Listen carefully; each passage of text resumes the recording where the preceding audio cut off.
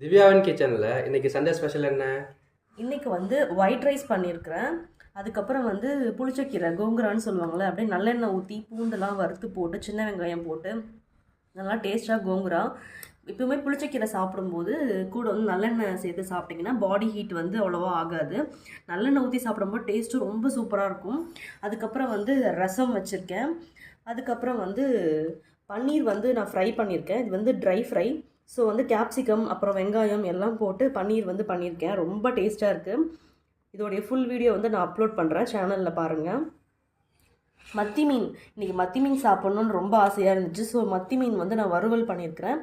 மசாலாலாம் போட்டு ஸ்லிட் போட்டு இது மாதிரி ஸ்லிட் போட்டுக்கோங்க, அப்போ தான் மசாலா வந்து நல்லா உள்ளே போகும். அதை நல்லா வறுத்து வச்சுருக்கேன். ஸோ இன்றைக்கி எங்கள் வீட்டில் லஞ்ச் பார்த்திங்கன்னா மீன் வறுவல், அதுக்கப்புறம் பன்னீர் ஃப்ரை மசாலா, ரசம், கோங்குரா, ஒயிட் ரைஸ். இதுதான் இன்றைக்கி எங்கள் வீட்டில் லஞ்ச். தேங்க்யூ.